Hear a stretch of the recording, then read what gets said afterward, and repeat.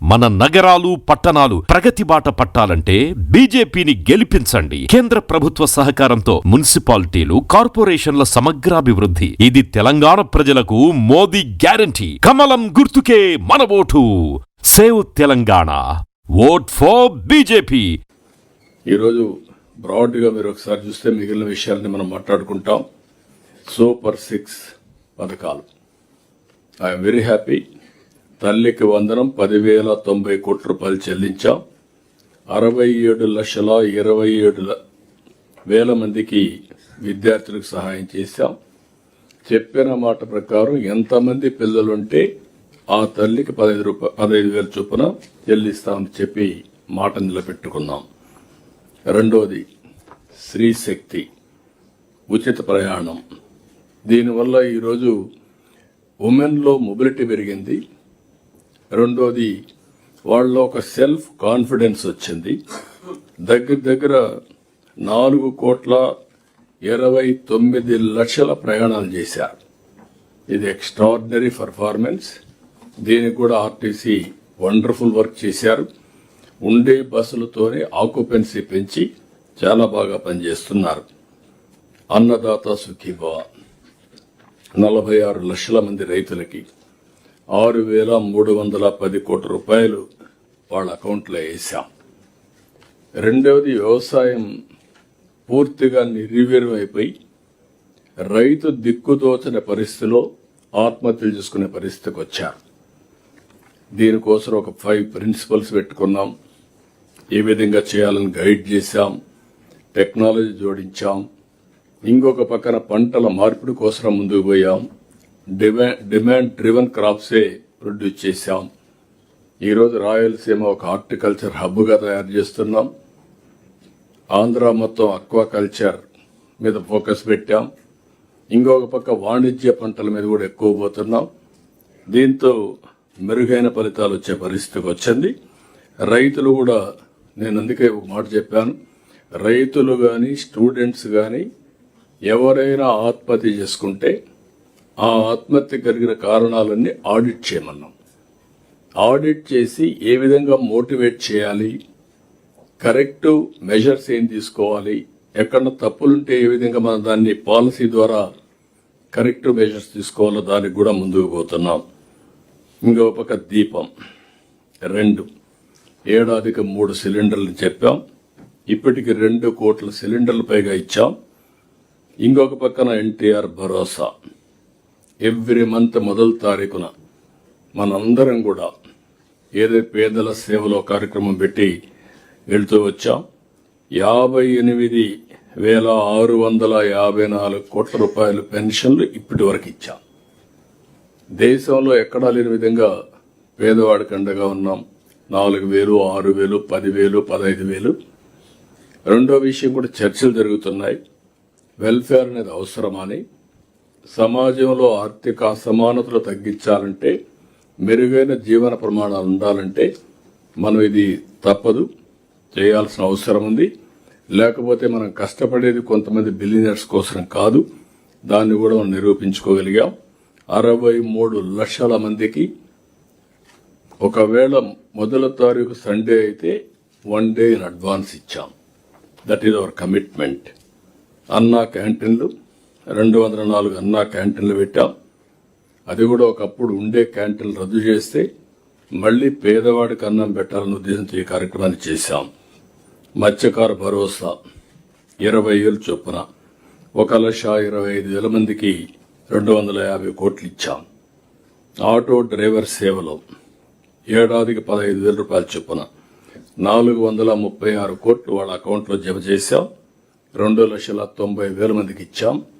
RTC బస్సుల్లో స్త్రీశక్తి కింద ఉచిత ప్రయాణ సౌకర్యం ఏర్పాటు చేసినప్పుడు వీళ్ళకు కూడా ఉపాధి దెబ్బతినకూడదనే ఉద్దేశంతో మనం ఇచ్చేసాం. రికార్డు స్థాయిలో ధాన్యం సేకరణ 24 గంటల టైంలోనే జమ చేశాం. మార్కెట్ ఇంటర్వెన్షన్లు చేశాం. పొగాకు, మామిడి, కోకో, ఉల్లి, ఎక్కడ ఏ పంట అయినా సరే గిట్టుబాటు ధర లేదు, రైతు నష్టపోతున్నాడు అంటే అక్కడ ఇంటర్వ్యూన్ అయ్యాం. స్టెబిలిటీ తీసుకొచ్చాం. ఇప్పటి వరకు 1,100 కోట్లు పైగా ఖర్చు పెట్టాం.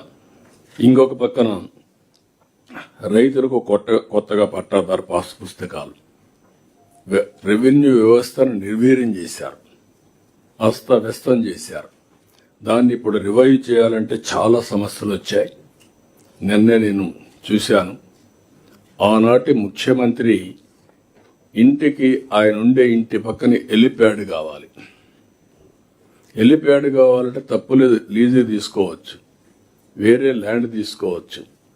దానికోసం ఒక అతన్ని ఇమ్మంటే ఓన్ ల్యాండ్ నేను ఇవ్వనన్నాడు. అతను వేరే దగ్గర నుంచి కొనుక్కున్నాడు. అలాంటి ల్యాండ్ ఇవ్వమంటే ఇవ్వకపోతే బలవంతంగా టేక్ ఓవర్ చేసి అతను ఇన్లేదు కాబట్టి 22A కింద పెట్టేశారు. అంటే ఒక ప్రైవేటు వ్యక్తి ల్యాండ్, సాక్షాత్తు చట్టాలు చేసే ముఖ్యమంత్రి, చట్టాలను అమలు చేయవలసిన వ్యక్తి ఒక ప్రైవేట్ ఆస్తిని 22A కింద ఇల్లీగల్గా పెట్టాడంటే ఇది పరాకాష్ట. నేను అడిగాను అతన్ని, ఇప్పటికీ 4-5 సంవత్సరాలు అయింది, నువ్వేం చేసావని అడిగాను. సార్, ముందు నా ప్రాణం ఉంటే నేను ఎప్పటికైనా పోరాడతాను, పోతే పోయింది ఆస్తి అనుకుంటాం, నేనేం మాట్లాడలేకపోయాను. ఇప్పుడు మీరందరూ సెట్ చేస్తున్నారు కాబట్టి మీ దగ్గరకు వచ్చి పిటిషన్ ఇస్తున్నానంటే రికార్డ్స్ అన్ని తీసుకున్నాం. ఆ రికార్డ్స్ అన్ని ఇప్పుడు వెరిఫై చేసి యాక్షన్ తీసుకునే పరిస్థితికి వచ్చాం. ఇది ఒక్కదిక్కడ కాదు, అన్ని ప్రాంతాల్లో జరిగింది. రికార్డ్స్ తారుమారు చేశారు. 22A కింద వెళ్ళడం చాలా ఈజీ. కంప్యూటర్ని ఏ విధంగా దుర్వినియోగం చేస్తారో చేశారు.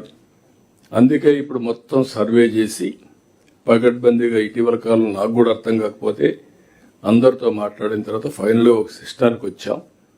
మొత్తం సర్వే పగడ్బందీగా చేసి 1 ఇయర్లో ఆల్ ల్యాండ్ రికార్డ్స్ పర్ఫెక్షన్ తీసుకొస్తున్నాం. QR కోడ్ పెట్టాం. ఇంకో పక్కన ఏదైతే బ్లాక్ చైన్ టెక్నాలజీ తీసుకొచ్చి ఎవ్వరూ ట్యాంపర్ చేయకుండా, కొన్ని రికార్డ్స్ అయితే బ్యాక్ ఫైల్స్ కూడా లేవు. జనరల్గా ఒక స్పీకింగ్ ఆర్డర్స్ వేసినప్పుడు దానికి రీజన్స్ ఉండాలి, అధికారి ఉండాలి, ఎవరు మార్చారో తెలియాలి, అవి కూడా లేని పరిస్థితి వచ్చాయి. అవన్నీ ఇప్పుడు మనం కరెక్ట్ చేసే పరిస్థితికి వచ్చాం. ఇంకొక పక్కన సాగునీరు కోసం 20 నెలల్లో 24,00,000 కోట్ల రూపాయలు ఖర్చు పెట్టాం. క్వాంటమ్ వ్యాలీ నిన్నే శంకుస్థాపన చేశాం. విశాఖలో ఐటీ హబ్ కింద గూగుల్ అతిపెద్ద ఇన్వెస్ట్మెంట్. దీన్ని మనం ఒకసారి ఆలోచిస్తే పవర్లో ఒక బ్రేక్ త్రూ తీసుకొచ్చాం. గూగుల్ ముందుకు వచ్చారు. $15 billion with data centre and AI పెట్టే పరిస్థితికి వచ్చారు. అంటే ఇది ఎకనామిక్ రిఫార్మ్స్ వచ్చిన తర్వాతనే అతిపెద్ద ఇన్వెస్ట్మెంట్ ఇది. ఇంకొక పక్కన రిలయన్స్ ఇలాంటి వాళ్ళు చాలా మంది ముందుకు వస్తున్నారు. తొందరలోనే మినిమం 5 గిగావాట్ కెపాసిటీతో డేటా సెంటర్లు పెట్టే పరిస్థితికి వస్తున్నాం. టీసీఎస్, కాగ్నిజెంట్ వీళ్ళంతా కూడా వచ్చి ఈరోజు వాళ్ళ సెంటర్స్ ఇక్కడ విశాఖపట్నంలో పెట్టారు. ఏఎం గ్రీన్ అమోనియా శంకుస్థాపన చేశాం. ఇది ప్రపంచంలోనే మొదటి ప్లాంట్, అతిపెద్ద గ్రీన్ అమోనియా తయారు చేసే ప్లాంట్, అతిపెద్ద ప్లాంట్. ఇప్పుడే మార్కెటింగ్ కూడా టైప్ చేసుకున్నారు. First of it's kind in the world. ఇప్పుడే విద్యుత్ శక్తి డిపార్ట్మెంట్, నేను ముందే చెప్పాను, ట్రాన్సిషన్. ఒకప్పుడు ట్రూ అప్ ఛార్జెస్ నుంచి ఇప్పుడు ట్రూ డౌన్ ఛార్జెస్కి వచ్చాం. ఈరోజు ఈ యొక్క సెక్టర్ని మనం స్ట్రీమ్ లైన్ చేస్తే చాలా ఇంపాక్ట్ వస్తుంది. మెగా డిఎస్సి మొదలు సంతకం పెట్టాం. ఎన్ని ఇబ్బందులు క్రియేట్ చేయాలనుకున్నా అన్ని కూడా అధిగమించి టైం టు టైం 15,941 మంది టీచర్ పోస్టులు భర్తీ చేశాం. పోస్టింగ్స్ కూడా ఇవ్వడం జరిగింది. దగ్గర 5,757 కానిస్టేబుల్స్ ని రిక్రూట్ చేశాం. రెండోది, అక్కడ మీరు ఒకసారి చూస్తే చాలా సమస్యలుంటే చాలా ఫైట్ చేసి రిక్రూట్మెంట్లు ఇప్పించే పరిస్థితికి వచ్చాం. ఇంకొక పక్కన